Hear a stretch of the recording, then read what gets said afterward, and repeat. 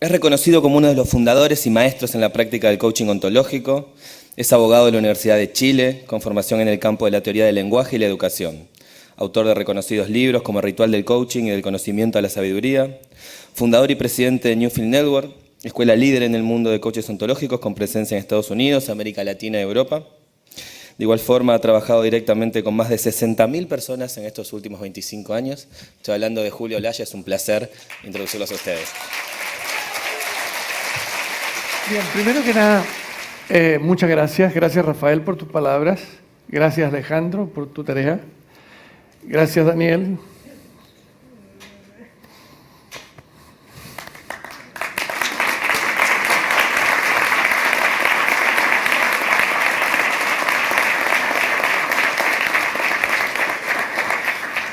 Hace 40 años yo vivía aquí en Buenos Aires y no es sino una sincronía increíble que hoy yo esté frente a ustedes.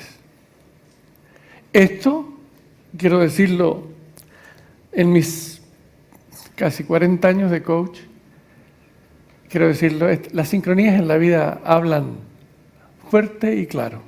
¿Qué me dice la vida con esto? Y lo que la vida me dice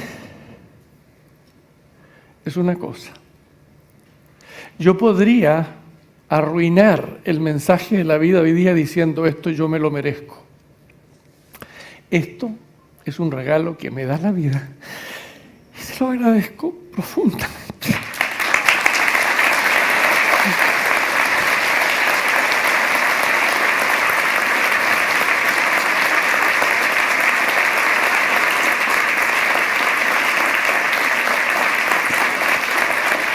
Quiero decirles que yo llegué a Buenos Aires exiliado. Llegué aquí un día 5 de marzo del año 74. Venía con mi esposa, 2 hijos, y no tenía idea qué iba a ser de nuestra vida. Lo que había pasado en Chile, para bien o para mal, pero lo que pasó en Chile, mi vida comenzó muy temprano, me casé a los 25, me recibí de abogado a los 25, tuve mi primer hijo a los 26, etcétera, etcétera, y fui exiliado a los 28. Y no solo eso, soy el hijo de un exiliado español. Mi padre, ya fallecido, llegó a Chile exiliado. Ya tenemos 2 exilios en la historia. Y ahora sale Donald Trump en Estados Unidos y yo me vengo a exilio argentino otra vez, como ustedes pueden ver. Cosas de la vida. Pero bueno, más allá de cualquier historia, aunque no deja de ser broma cierta, esta no es tan broma, yo les quiero decir que, les quiero contar un poquito, porque ustedes, imaginen, hace 40 años esto era inimaginable para mí en la vida, inimaginable.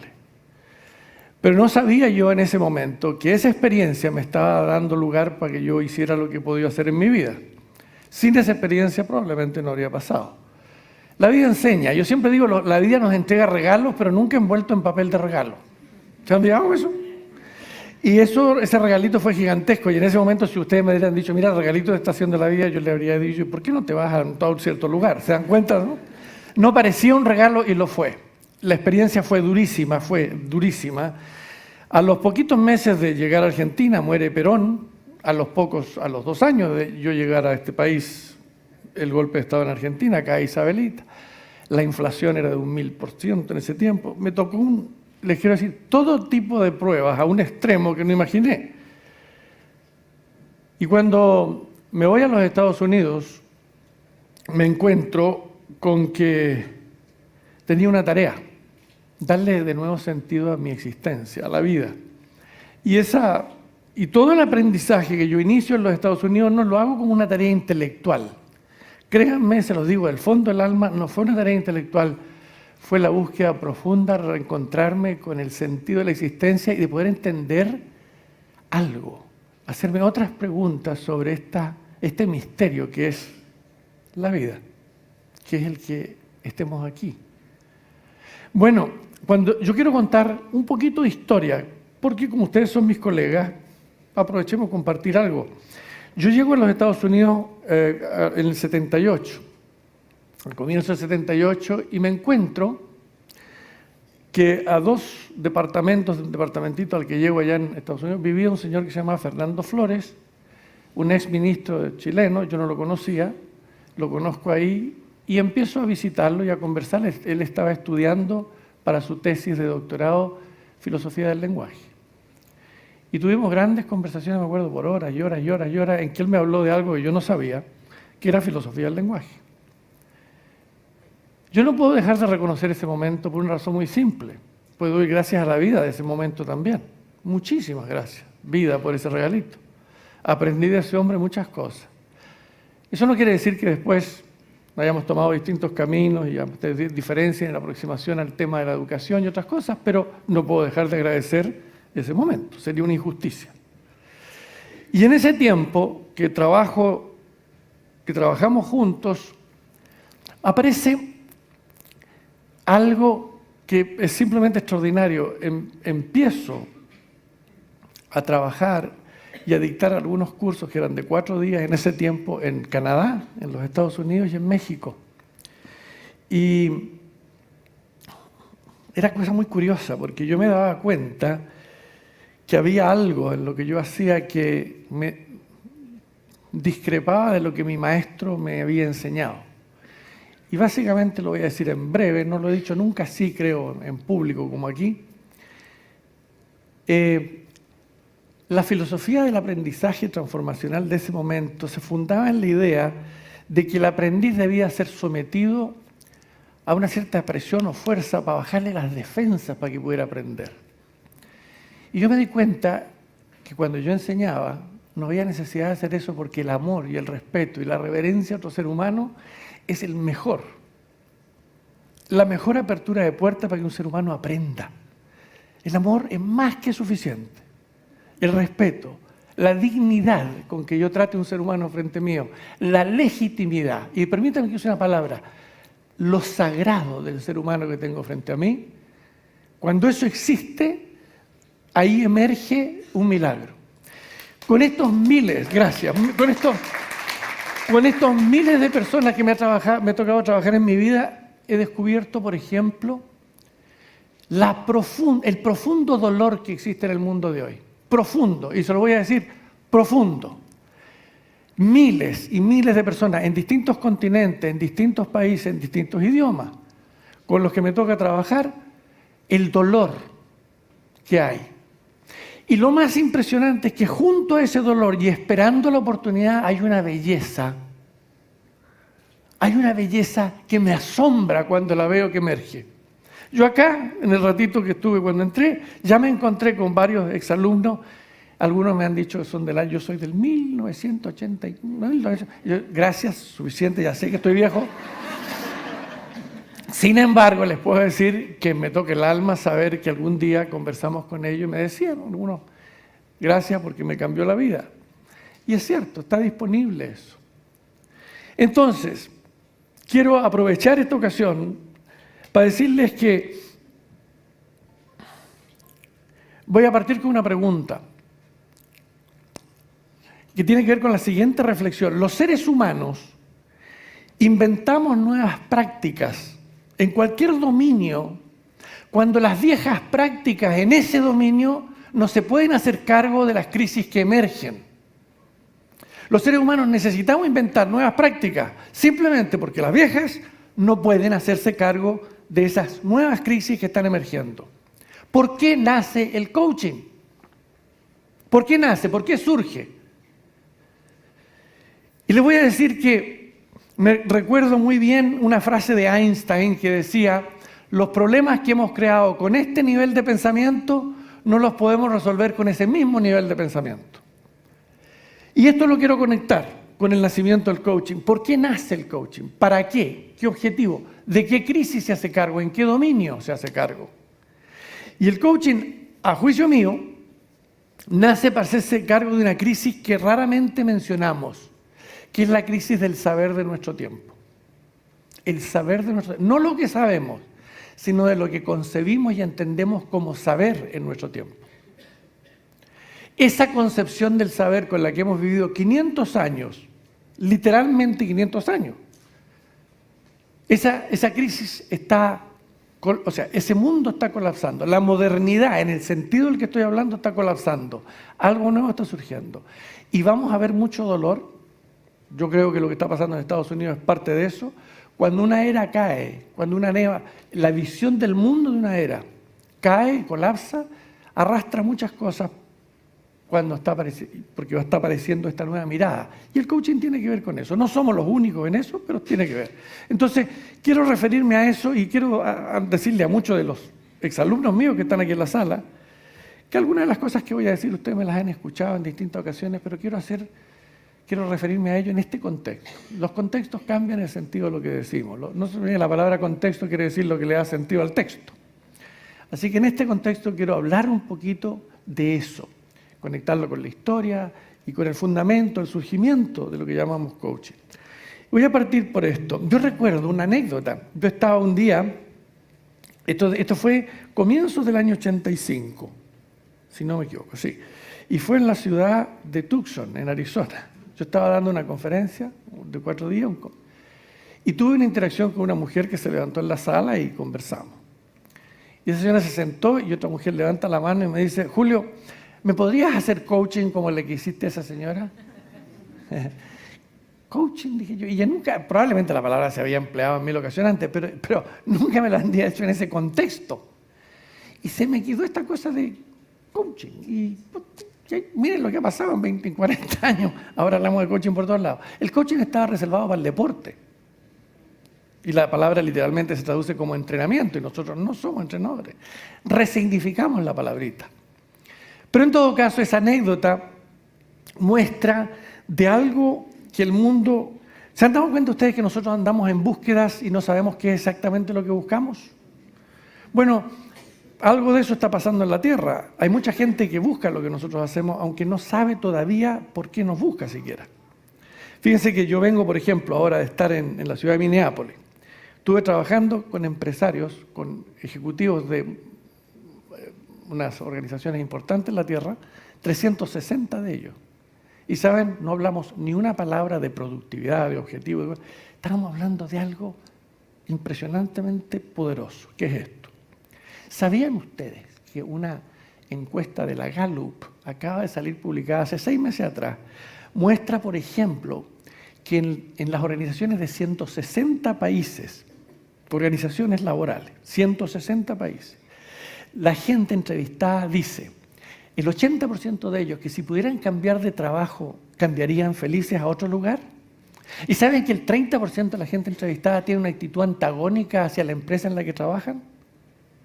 Interesante, interesante, interesante. Esos ejecutivos por primera vez están dándose cuenta que no podemos seguir el ritmo, el modo con que estamos mirando y entendiendo las organizaciones. Algo tiene que cambiar. Y eso está pasando en la organización y está pasando en todos los frentes. Yo quiero leerles algo para que ustedes se den cuenta a lo que me estoy refiriendo, mirado en el siguiente espacio. Miren, hay una frase de un premio Nobel de Economía, Milton Friedman. Escuchen lo que dice este señor y vean lo que dice la encuesta Gallup y vean si hay alguna conexión. Friedman dice lo siguiente, dice, la pregunta es la siguiente. Las corporaciones, los ejecutivos de las corporaciones, dado, esto debe ser porque me están diciendo, sí, está muy bueno, está muy bueno, está muy bueno. Es una buena interpretación por lo menos. Pero como me molesta mucho la vista, me voy a poner por acá. Miren, y dice Friedman lo siguiente. Dice él, los ejecutivos de las organizaciones del mundo, entendiendo que estén dentro de la ley, ¿tienen alguna otra responsabilidad que no sea la de hacer más rico a sus accionistas? La respuesta, dice Friedman, premio Nobel de Literatura, es no, no tienen ninguna otra responsabilidad más que enriquecer a los accionistas. Eso, señores, por eso, entre otras cosas, nace el coaching, porque esto no tiene sentido en la vida de los seres humanos. Si el trabajo humano es solo para enriquecer a no sé quiénes y está ajeno a la felicidad, al espíritu, al mundo, a los sueños, entonces ¿para qué demonios sabemos nada? Y esto, esa frase tan sencilla, tan simple, a mí me indica algo que veo que está pasando en muchos lugares, que es que estamos siendo llamados, los coaches del mundo, a hablar en espacios que hasta hace 5 años atrás ni siquiera nos llamaban, porque si decíamos palabras como espíritu o emoción, nos decían muchas gracias, señora, ha sido un placer conocerlo, ahí está la puerta, váyase nomás. Bueno, hoy día algo está cambiando. Entonces, quiero plantearles desde otro lado, ahora que las luces han dejado de esto, quiero plantearles otras cositas más. Miren, piensen esto. Quiero traer la historia de estos últimos 500 años en una síntesis brutal que voy a hacer, y permítanme que lo hagan en una forma muy sintética. Pero hace el año 1500, o esos años alrededor de 1500, en una generación pasaron mil cosas para la humanidad. La Edad Media europea sabía, pero el saber de ese tiempo no tenía nada que ver con el saber de nuestra época. No lo que sabíamos, sino el concepto de lo que era saber. Por ejemplo, en la Edad Media, saber estaba conectado con la virtud. Y se aprendía y se sabía con qué objetivo: tener una vida virtuosa para ganar el cielo después de la muerte. Nada que ver con... Hoy día yo no voy al colegio para ganarme el cielo, se los aseguro que no es lo que mandamos a los niños al colegio. No estamos en esa. No estoy diciendo peor o mejor, no estamos en esa. Fíjense otra cosa, había una clase, la clase escolástica, que era la que tenía el saber. Y el saber, para hacer una síntesis, tenía que ver con esto. Saber era poder citar a los grandes maestros. Si yo citaba a Aristóteles, a Platón, si yo citaba la Biblia, si yo citaba a Heráclito, a quien fuera, eso me hacía acceder al saber. Pero pasan, esos años fueron increíbles. Colón hace lo que hace. Hernando de Magallanes hace lo que hace. Vasco de Gama da una vuelta. La idea del planeta nos empieza a colapsar. Y pasan otras cosas. Aparece un señor. Aparte que Miguel Ángel y Rafael y estos señores hacen cosas increíbles. Pero aparte de todo eso, aparece un señor que se llama Copérnico. Copérnico. Y Copérnico dice algo extraordinario. Dice, ¿sabían ustedes que el planeta es redondito? Déjate bromear. No solo es redondito, ¿sabían que se mueve? Ahí ya la gente, la risa, si se moviera se cae todo, déjate historia. Bueno, no. ¿Y sabían ustedes que el sol no anda alrededor nuestro? Somos nosotros los que vamos. Ahí el tipo ya está loco porque estaba contradiciendo lo que veo. Si al sol lo veo salir y lo veo esconderse, déjate broma. Entonces, amigos míos, quiero decirles que el colapso que eso produce en la conciencia humana es tan grande que en esta época es inimaginable. Colapsó toda una forma de entendimiento de la existencia. Además, algo más que Copérnico dice, ¿saben lo que dice? Amigos, no somos el centro del universo. Y ahí se dan vuelta a todo y le dice, espera un poquito, si somos los hijos de Dios, por supuesto que estamos en el centro del universo. ¿Cómo vienes a decirnos una cosa distinta? Lo siento, y él lo dice desde un mundo muy espiritual, que después fue negado. Pero él dice, la creación tiene una belleza distinta a la que nosotros hemos imaginado hasta ahora, y hace una serie de argumentos. Pero bien, no solo pasa eso, ocurre la reforma. O sea, colapsa la estructura de la iglesia de la época. Pasan en poquito, literalmente dentro de una generación, cosas que remecen el alma, la conciencia, la concepción de la existencia de la humanidad, por lo menos de la Edad Media europea, por ahora vamos a hablar ahí. ¿Y saben lo que ocurre? Aparece una serie de personajes que en ese tiempo se llaman los empiricistas porque hacen una pregunta. Mira, dado lo que está diciendo Copérnico y todas estas cosas que estamos hablando, ¿por qué no empezamos a probar lo que dicen los maestros? Imagínense la preguntita. Probarlo. Esa pregunta para nosotros es como obvio, era insólita, impensable en esa época. ¿Cómo que vas a probar lo que dicen? Los maestros lo dijeron y así es. Les voy a contar una anécdota, por lo menos la estudié, apareció por ahí, se las cuento. ¿Sabían ustedes que Aristóteles dijo que las mujeres tenían menos dientes que los hombres? ¿Sí? ¿Y sabían ustedes, señoras y señoritas de la sala, que por 2000 años tuvieron menos dientes que nosotros? Lo sabían, ¿ah? Fíjense una cosa, y a nadie se le ocurrió contarlo. Puta, qué raro, ¿ah? ¿No es extraordinario? ¿Y saben por qué nos los contamos? Porque eso era una agresión impensable al maestro. Era sospechar. Entonces piensen lo que eso significaba. Lo que produce en la conciencia humana, todo eso que pasa en esa época, hace que mucha gente, los que yo llamé recién empiricistas, empiecen a hacerse una pregunta.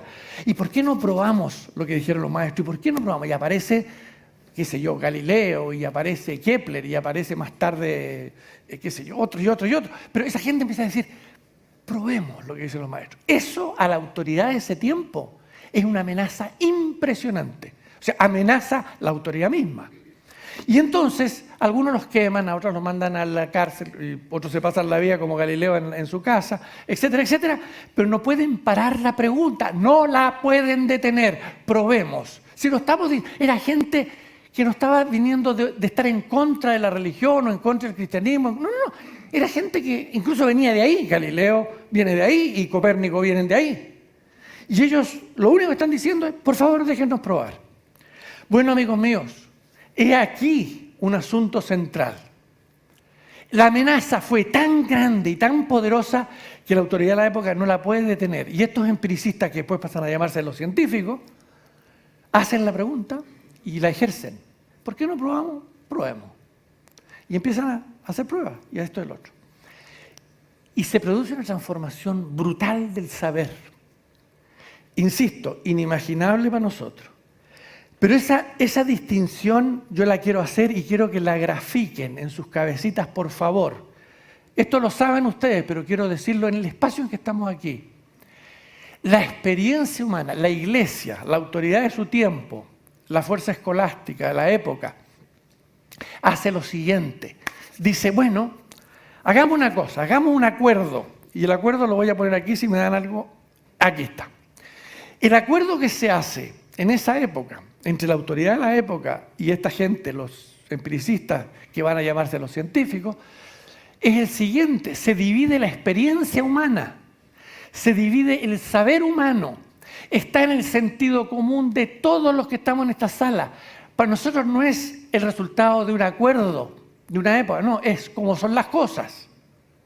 La división es tan brutal, es tan profunda, está en el sentido, insisto, de la crisis de nuestra era, y es como ustedes bien saben, no voy a decir ninguna novedad, pero quiero expresarlo aquí, dividimos la experiencia y el saber humano en exterior y en interior. ¿Y saben lo que hicimos? A partir de esa época, dedicamos toda la fuerza del saber a este espacio, el interior queda reservado a la iglesia y a otros mundos, pero la fuerza del saber, de la investigación, de la dedicación, está en el mundo exterior, a un extremo tan grande y con tanto éxito, que filósofos del siglo XVIII y XIX incluso empiezan a sospechar de que el mundo interior es como un cuento. Y no solo eso, dividimos el lenguaje humano, fíjense bien, a esto le llamamos materia y a esto espíritu, a esto le llamamos cuerpo, a esto le llamamos alma. Y voy a usar una palabra en un tono distinto. Escúchenme porque voy a poner el tono. A esto le llamamos objetivo. Este es subjetivo. ¿Me siguen la palabra? Por ejemplo, el auto que está allá afuera en el garaje es objetivo. El amor que siento por mi mujer y mis hijos, eso es subjetivo. ¿Cómo no me comprenderá? Para decirlo así. Bueno, esta crisis, esta división es tan brutal que hemos descuidado por 500 años el alma humana. No está en nuestra fuerza fundamental del saber. No está en el centro de nuestra educación. Ustedes sabían, por ejemplo, que hoy día las becas de investigación se otorgan en la Tierra, el 99% están dedicadas a proyectos de investigación de tecnología, bla, bla, o sea, del lado exterior. Y saben, lo sabemos todos, en el dolor que tenemos en el almita, porque aprendemos tanto, sabemos tanto. Por ejemplo, sacamos un telefonito y le llamo a mi mamá que está en no sé qué otro país y hablo con ella. Eso era impensable. Solo que la calidad de la conversación con mi madre no ha cambiado un ápice. Solo que es más rápida nomás. Piénsenlo bien. Eso ha significado para la Tierra. Y escúcheme bien, yo no estoy desmereciendo el poder de lo que aprendimos en este lado. No desmerezco eso. Solo que el desequilibrio hoy día ya no es tolerable. Y le voy a decir en estas palabras, el coaching nace, es una interpretación mía, la he compartido con miles de seres humanos, buscando que otra vez integremos la experiencia humana. Que el saber humano incluya todo el ser humano, no una parte de la experiencia humana. Por eso yo decía al comienzo, cuando dos seres humanos o más se encuentran en un espacio, voy a llamarlo con estas palabras, un espacio sagrado de aprendizaje, es imposible que no nos hagamos cargo también de los asuntos de nuestra alma, el espíritu, el mundo emocional, el sentido de propósito, el sentido de la vida, de la existencia. Una de las cosas más notables en cada coaching que me toca hacer en la vida es darme cuenta que la persona que tengo al frente tiene ajeno, no por voluntad, mala voluntad, no, para nada, pero tiene ajeno un mundo que no está disponible en la interpretación del aprendizaje en el que esa persona vive, que es ese mundo que nosotros soñamos con enriquecer. Por ejemplo, piensen ustedes, por favor piensen por un ratito, como una emoción, como la gratitud. Escuchen la palabra gratitud, o sea, lo gratis. Es una emoción revolucionaria, absolutamente revolucionaria. ¿Saben ustedes? Yo les decía al comienzo, este momento que estamos viviendo, piénsenlo de dos lugares, un evento que nos vamos a encontrar, no sé qué, o vamos a practicar aquí, en este instante, no más rato, ni nada, en este. La profunda gratitud de que hemos encontrado en la vida un camino para servir a otros seres humanos. El coaching no nace para mi mera transformación personal, porque en ese caso sería un hermoso camino hacia el narcisismo. El coaching nace para servir a otros seres humanos. Porque el servir a otros seres humanos, a otro ser humano, lo decía alguien en una expresión muy linda en inglés. Cuando yo sirvo, lo decían, y Mandela lo decía en una palabra muy linda el otro día, ¿cómo era que lo decía mientras le leía su biografía? Mandela decía que solo podemos mantener aquello que damos. Solo nos enriquece aquello que damos. Por eso cuando ustedes ejercen como coaches, se les llena el alma, a ustedes, más allá de que se la llenen al que están enseñando. El ser humano, en esta concepción de acá, se entiende como separado, el yo del tú. Yo les quiero decir una cosa, no hay tú sin yo, no existe tal cosa. Los seres humanos danzamos, nos constituimos en conversaciones, nos constituimos en la danza de la vida. Yo tengo la fortuna, y le doy nuevamente gracias a la vida, de estar y conectarme con tanta gente. Cada persona con la que yo he trabajado en mi vida ha enriquecido mi alma, la mía. Entonces, los invito a que reflexionemos un poquito sobre lo siguiente. ¿Qué tipo de saber desarrollamos nosotros cuando nos metimos en el mundo exterior casi exclusivamente? Desarrollamos, lo voy a hablar en las palabras de la filosofía, una epistemología que se funda en lo material. El materialismo es esencial en esta. Segundo, el reduccionismo, es decir, todo para entenderlo lo separamos. Queremos entendernos a nosotros mismos separándonos de otros. Nos separamos de la naturaleza. Y el positivismo, solo existe lo que los sentidos perciben, ya sea directamente o a través de algún instrumento. Y el objetivo del saber es predecir y controlar. Los filósofos del siglo XIX y del siglo XX hablaban de que el hombre un día, el ser humano un día va a controlar la naturaleza. Bendito sea el control que estamos haciendo a la naturaleza. Echen una miradita, por favor. Echen una miradita, por favor. ¿Se han dado cuenta las crisis que tenemos? Que si no cambia nuestra forma de mirar, vamos a seguir haciendo más de lo mismo. Yo les decía a esos ejecutivos el otro día, ¿ustedes saben el descontento que hay en sus organizaciones? Bueno, y si saben, entonces ¿por qué no lo cambiamos? Y todos se quedan perplejos, ¿por qué no lo cambiamos? ¿Por qué? ¿Pero por qué no? ¿Se han dado cuenta ustedes que tenemos problemas ecológicos gigantescos, que la pérdida de la biodiversidad en la Tierra es a un paso agigantado, que día por día miles, escúchenme ustedes, a diario decenas de especies desaparecen de la Tierra? Sabemos que eso está pasando. ¿Por qué no lo detenemos? Tenemos recursos. ¿Saben por qué no lo detenemos? Porque no vemos algo. Porque hay algo que no está en la vista nuestra. Por lo tanto, no podemos actuar sobre eso. Si no cambia, usando las palabras del coach, el observador que somos, vamos a seguir produciendo los mismos resultados con acciones mayormente diferentes o no, pero vamos a seguir produciendo más de lo mismo. Algo tiene que cambiar, fundamentalmente aquí, y en eso estamos al servicio de eso los coaches, para que nuestras acciones en el mundo empiecen a producir resultados diferentes. Y lo vamos a hacer porque despertamos a tiempo o porque vamos a estar obligados por las circunstancias, y espero que sea la primera y no la segunda. Bueno, este fenómeno, este extraordinario fenómeno que está teniendo lugar en la Tierra, que nos damos cuenta que, por ejemplo, en el mundo interior, todo el espacio espiritual,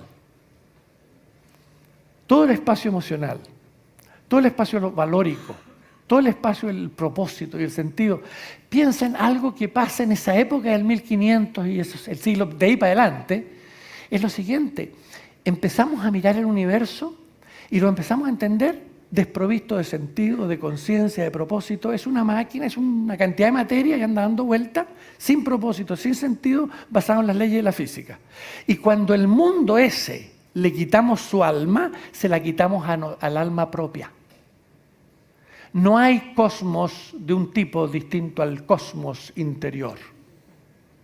Ese empobrecimiento del cosmos que hicimos en esa época se transformó en un empobrecimiento del cosmos interior nuestro. Sí tenemos un gran poder y por otro lado no tenemos ninguno. ¿Saben cómo se defiende la coherencia de un discurso en la historia?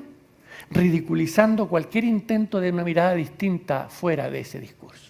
Por ejemplo, en Estados Unidos está lleno de frases como esta. Cuando yo entraba a las organizaciones o en algún lugar y hablaba del tema emocional, por ejemplo, hablaba con un ejecutivo y decía, bueno, tenemos problemas de resentimiento en la empresa.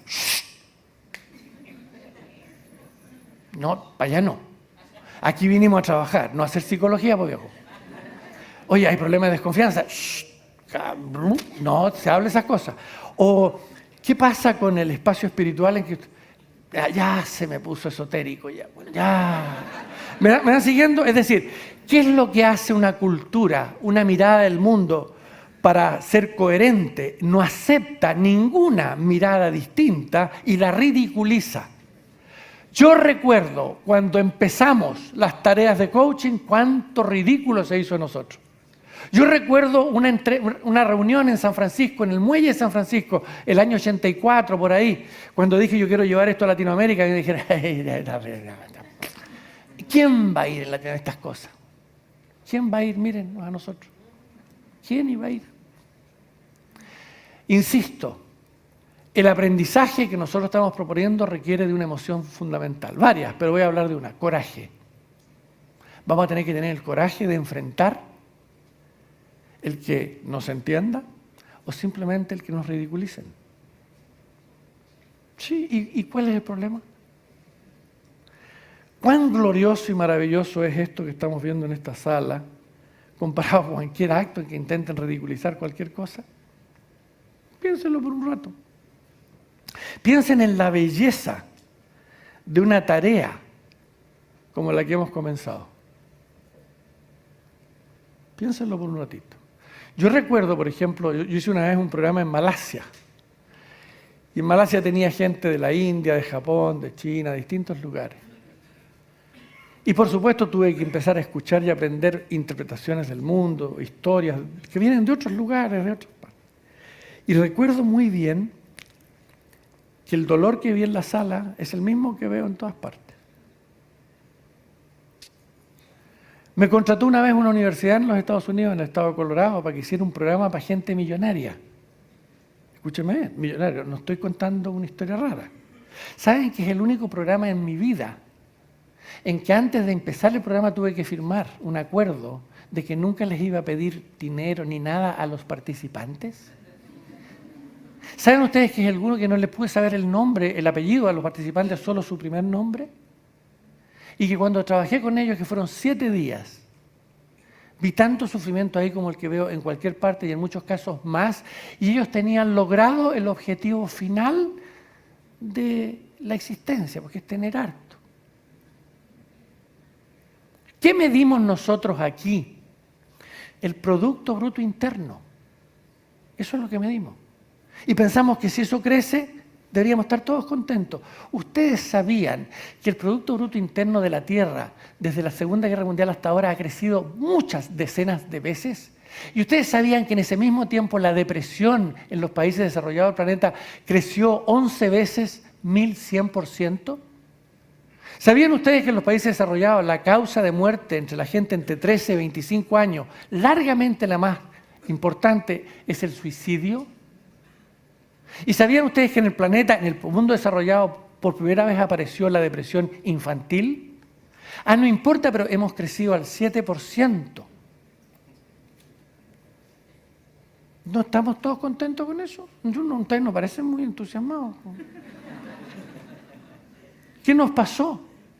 Porque en este mundo hemos constituido valores falsos para poder darle algún sentido a la existencia, y el valor más falso que hemos creado es este. El propósito de la vida es más. Y más no tiene condiciones de satisfacción. No los contiene. Más, a donde tú llegues, es menos de lo que podría ser. La desesperanza que yo veo en tanta gente. El otro día, hace no sé ya cuánto, digo otro día por decir, pero años atrás, en Perú, un empresario peruano, muy, muy, muy rico, un hombre muy importante en Perú, de mucho dinero, estaba en el programa, levanta su mano, tercer día, una cosa así, y dice: Julio, yo quiero hablar, hacia adelante. Dice: mira, ¿sabes tú que yo lo tengo todo? A mí me prometieron que si yo tenía todo esto, yo iba a ser feliz. Tengo todo eso y lo único que no tengo es la felicidad. Hoy día ese hombre, recibí un mensaje de él el día antes de llegar aquí a Argentina, me escribe: creó una fundación para niños que nacen con discapacidad y está trabajando, está aprendiendo música, está haciendo una serie de cosas, y es un hombre que lo veo feliz. ¿Qué nos ha pasado en la tierra, hermanos míos? ¿Y qué nos ha pasado? No por la mala voluntad o un acto demoníaco de alguien que intentó arruinarnos la vida. No. Aquí no hay que echarle la culpa a nadie allá. Vamos a tener que mirar algo. Miren, les voy a hablar de la libertad. Cuando los seres humanos nacemos, abrimos los ojos al mundo, hay un discurso, una mirada de la existencia que nos está esperando. Querámoslo o no, nos está esperando. Y esa deriva interpretativa, ese observador en el que entramos a ser, en esa deriva cultural, ese observador que pasamos a ser, mira el mundo y dice: el mundo es así. No dice: es así como yo lo aprendí a ver. ¿Me siguen? Bueno, cuando yo entro en una deriva y soy ajeno a mirar mi deriva, no tengo libertad. Estoy condenado a seguir en esa deriva hasta el día de mi muerte. Cuando yo veo la deriva en la que vivo, solo puedo elegir entonces la posibilidad de otra. Antes no está eso. Los coaches ontológicos somos creadores de derivas. Esa es una de las partes más importantes de nuestra misión.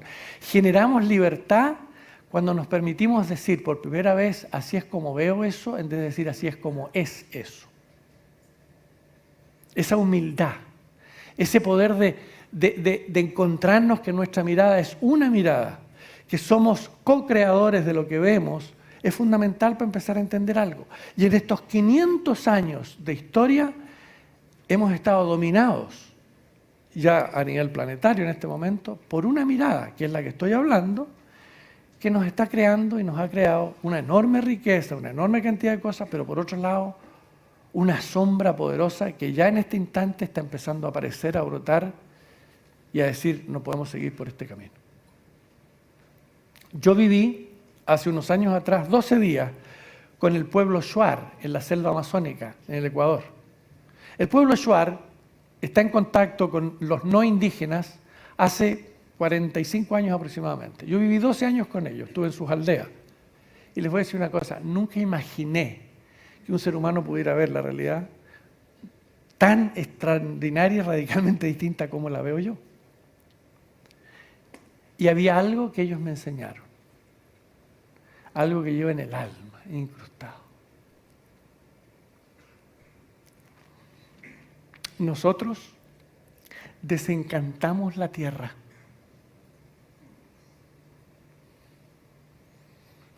Ellos celebran cada día las abejas, los árboles, les dan las gracias, los protegen.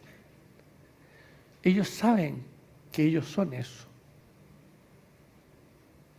Nosotros estamos profundamente lejanos a traer lo sagrado a lo cotidiano y lo vamos a tener que aprender. ¿Qué les parece si hacemos que este momento sea sagrado por decisión propia? No en un sentido religioso, sino en una forma simple de hacer reverencia a que haya otro ser humano junto a ti que está queriendo compartir sueños contigo.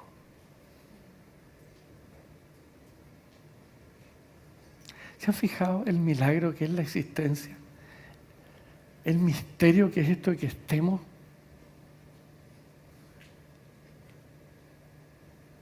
Y lo hemos transformado en una loca carrera por más. ¿Hasta cuándo?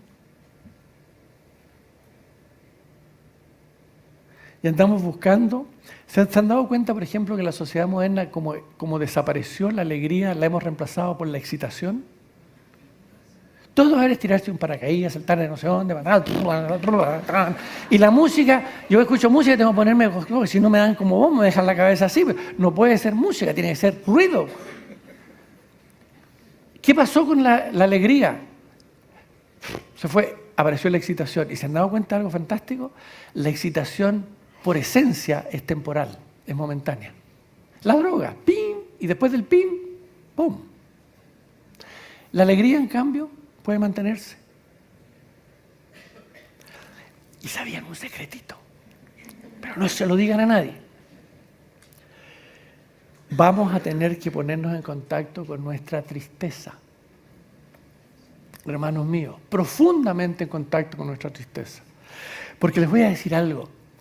La tristeza es una emoción que evitamos a toda costa, el televisor, cualquier cosa para salir de ella porque le tenemos temor de que se nos quede pegada. No se queda. La tristeza es la emoción que anuncia que algo nos importa. Solo puede haber tristeza cuando hemos perdido algo que nos importa. Por lo tanto, la tristeza está conectada con el poder del sentido. Yo no estoy triste porque se me cayó un pañuelito, a menos que ese pañuelito tenga un significado especial. ¿Por qué a veces durante el coaching lloramos? Nos aparece la tristeza porque estamos poniéndonos en contacto con lo que nos importa, dándonos cuenta de pérdidas que ni siquiera habíamos registrado. Y la segunda emoción fundamental aquí, detrásito de esta, y voy a insistir, lo dije, es el coraje. El atrevernos a entrar en un camino que no está definido y no sabemos exactamente dónde nos lleva.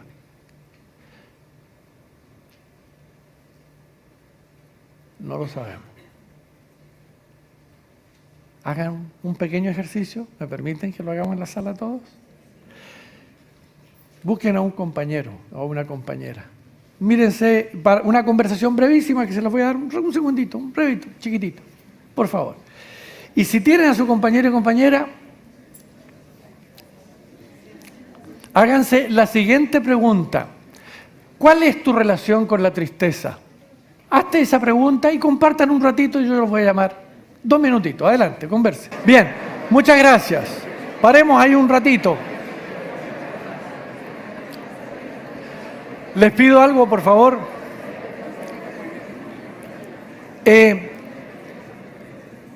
Los invito, muy brevemente, una cosita así, porque ya se me está acabando el tiempo, me avisan aquí, pero quisiera, ¿hay alguien que diga, yo quiero decir esto en este espacio, respecto de haber hecho esta conversación? ¿Hay alguien que diga, yo quiero decir esto, aquí en esta sala? ¿Hay alguien que quiera referirse a su experiencia? ¿Qué te pasó mirando esto? ¿Qué te ocurrió? están aquí, tú, por favor. No te sé el nombre, perdóname. Y te pido algo, cuando respondas ponte de pie para que te veamos todos. Sí. Voy a hablar en español en honor a los dueños de la casa. Sí, me doy cuenta que a mí me encanta la tristeza cuando llego en ella, pero el día a día siento que la rutina me olvido, como que me voy en automático y me da tristeza pensar en eso. Tengo sueños muy grandes, estar acá hace parte de eso y no sé, vamos a ver qué la tristeza me cuenta. Gracias. Muchísimas gracias, muchísimas gracias. Curioso que eso a ti dices, ahora lo pienso y me da tristeza. Es decir, hay una pérdida por ahí, de cualquier manera, pero insisto, escucharlo como anuncio. ¿Ah? ¿Había alguien más que levantó la mano un poquito más atrás? Tú, sí, ahí derechito aquí, no sé, no sé. Pide a ti, tú, ponte de pie, por favor. Sí, gracias. Gracias. ¿Qué tal? Dime. Mi nombre es Claudia y ella Patricia. Hicimos una especie de feeling al revés. Sí. Ella expresa la tristeza y yo la trago con comida, por ejemplo. No la expreso. Y estoy en ese proceso de quiebre, de sacar afuera. No he llorado en muchos años, recién ahora puedo.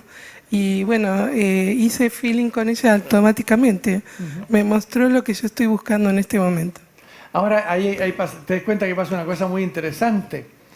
Cuando nos escuchamos, es imposible que lo que dice el otro no sea una revelación de quién soy yo y no me constituya, como ha pasado entre ustedes dos. Y fíjate que estamos hablando de un tema que el otro día venía en un avión y aparece un artículo, para que ustedes lo sepan, es bien importante. El artículo decía, la tristeza, una emoción negativa. Ay. Por eso me gusta viajar. Gracias. Muchas gracias. Piensen un poquito. Y hay otra emoción que está ahí, detrásito y esperando. Y es la del coraje. El camino que hemos elegido, hermanos míos, requiere de nuestro coraje. Se los digo de corazón. Porque sin él, la coherencia, la brutalidad, la coherencia del mundo alrededor nuestro nos empuja en el sentido distinto. Es más, insisto, nos ridiculiza en muchos casos. Por eso que es tan importante otra cosa que es propia del coaching ontológico. No es una tarea de un aprendizaje solitario. Tenemos que generar espacios colectivos de aprendizaje en que nos apoyemos y nos encontremos. Y en ese apoyarnos y encontrarnos, hagamos crecer un saber que, insisto, recién comienza. ¿Saben? La última cosa que se me ocurriría a ustedes es decirle, mira, nosotros ya lo tenemos claro, así que echémosle para adelante. Un aprendiz de esta época necesita dar lugar a algo que también es importante y no lo he hablado, que es esto. Suelten esa idea de querer tenerlo todo claro todo el tiempo, por favor. Porque si están en esa, no se metan en esta sala, váyanse a otra parte. Nadie aquí ha dicho, ha comunicado, señores, lo tenemos todo tan claro que aquí está la huella. Esa sería una barbaridad en un tiempo tan demandante como el que estamos viviendo. ¿Hay alguien más que levantó la mano y quisiera no decepcionar? Tú, por favor. Sí, a ti. ¿Qué es lo que...? Dime. Hola, Sí. Ahí está, ¿cómo le va? Dime. Trabajando esto de la tristeza y casualmente escuchando todo lo que estaba conversando, a mí lo que me tiene triste, y lo estaba hablando con Sol, Sí. es lo mismo de lo que está hablando, que es que en esta cultura de hoy se percibe mucho la falta de heroísmo, de valor, como justamente en este momento estoy trabajando mucho el tema de los héroes que han tenido todas las culturas y la nuestra como que lo ha matado al héroe. Queremos tener el camino totalmente claro, queremos saber qué vamos a aprender, que es una locura porque no sabemos lo que vamos a aprender si todavía no lo aprendimos. Y quiero rescatar para mi vida por lo menos, y con el coaching creo que es una herramienta eso, de despertar el héroe que hay en nosotros, que se va a animar a transitar un camino que va a llegar probablemente a un lugar mucho más maravilloso del que podemos imaginar y también llevar a otros. Exactamente. Y sobre todo, eso último es importante, inimaginable en este momento. Inimaginable. La tarea, o sea, si ustedes piensan en el misterio de la existencia, ¿no? ¿Qué demonios es esto de estar? Y empezamos a darle voz de nuevo al universo. Empezamos a escuchar. Yo me acuerdo, Jung, por ejemplo, Jung escribió sobre las sincronías, ¿te acuerdas? Y dice, no se lo digo a nadie porque si digo me van a ridiculizar. Claro. Pero ¿qué era la sincronía? Empezó a escuchar el mundo y los mensajes que el mundo da. ¿Cuál es el mensaje de este encuentro? ¿Qué nos quiere decir la Tierra? Sí, de yo creo este que tenemos momento que estamos una viviendo? historia incluso dentro nuestro que está hablando y que nos está llamando a esto que está usted hablando Así ahora. es. Y eso, darle crédito y empezar a escuchar, eso implica un desafío a la lógica de nuestro tiempo. ¿Cómo va a estar escuchando los árboles y la montaña y el mar? Eso pues, está bien para un poeta que se pone loco, pero hasta ahí. Y vamos a tener, hay algo que vamos a tener que abrirnos y mirar. Fíjate que mirando las viejas tradiciones en la historia, los planetas, las montañas, el viento, todo hablaba de alguna manera. Estábamos llenos de magia en la existencia. Hoy día reemplazamos la magia por las explicaciones. La astronomía. Exactamente, estamos llenos. Y por eso yo los invito a ustedes a una cosa. Aprovechemos este día y te invito a ti. Muchas gracias por lo que has dicho. Gracias, Julio. Gracias. Yo los invito a una cosa. Traduzcamos este lugar, lo voy a decir con esas palabras, en un lugar mágico, sagrado. A propósito. Porque nosotros decimos. Y no en un sentido religioso, y pueden ustedes tener las creencias que quieran, ese no es el tema, pero sagrado en el sentido que seamos capaces de hacer una reverencia frente al ser humano que tenemos al frente. Eso significa ser sagrado. Yo te miro a ti, no sé si nos habíamos conocido o no, y puedo hacer una reverencia de gratitud y aprecio porque estés aquí. ¿Cuánto de eso ya desapareció? Joseph Campbell, que fue uno de mis maestros, decía que en los pueblos que él estudió, polinésicos, los pueblos nativos de América y otros pueblos, los ancianos, los sabios se reunían cada tanto tiempo y declaraban que el saber que sabían se había agotado y que había que inaugurar un nuevo saber.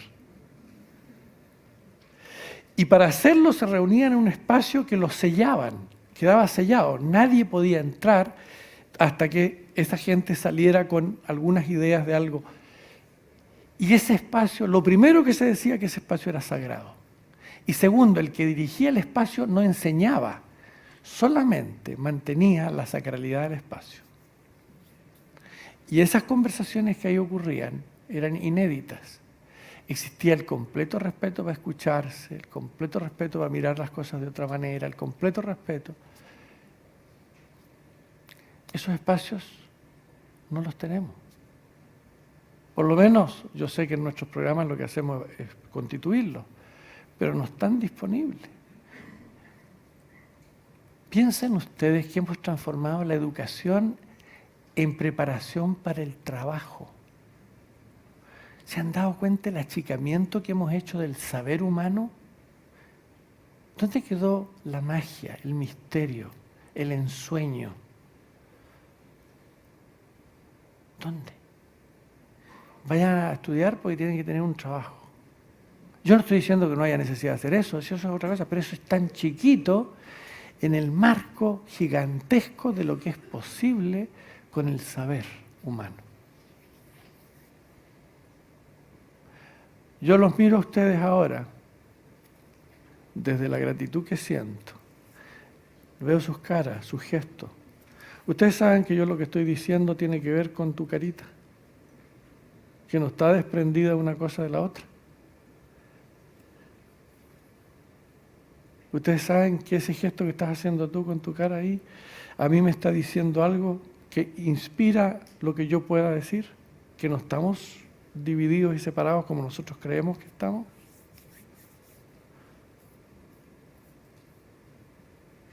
Declaremos, amigos míos, esa es mi invitación, que hagamos esto no una conferencia oficial de una institución, declaremos un espacio sacro. Recuperemos esa capacidad de mirarnos entre nosotros y démonos permisos para ser grandes desde la humildad. América Latina tiene algo disponible. Como estamos en el margen, no estamos en el mainstream, no estamos allá en el norte, tenemos la libertad para pensar ciertas cosas que allá son imposibles de pensarse. De veras, hay que aprovechar ese espacio. Traslademos para estas tierras un pensamiento que está haciendo falta en el planeta. Una cosita más que quería decirles antes de terminar. Cuando yo estuve con el pueblo Shuar en la selva, y he estado haciendo muchas cosas con el pueblo Aymara, el pueblo Maya en México, con el pueblo Inca en Perú, y ahora voy a trabajar un poquito con ciertas tribus en Colombia. Hay una cosa, hermanos, que quiero pedirles a todos desde el fondo de mi alma. Esto es del corazón, de mi puro corazón. La modernidad generó en Europa una arrogancia impresionante. Los europeos salieron de la modernidad por el mundo, al África, a América y no respetaron un ápice del saber de ninguno de esos pueblos. Todos esos pueblos con los que he conversado, y he tenido el honor de estar con el pueblo mapuche en el sur de Chile y tener reuniones y conferencias con ellos. Y les voy a decir una cosa. Ellos me han dicho una cosa. Una.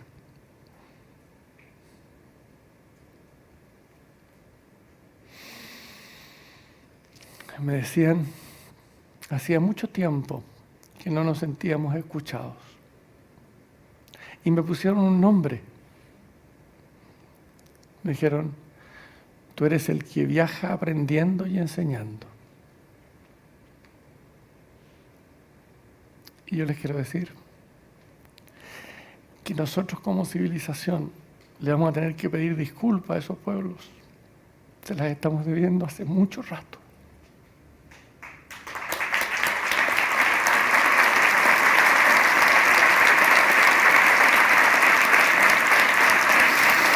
Mucho rato. Gracias. Muchas gracias.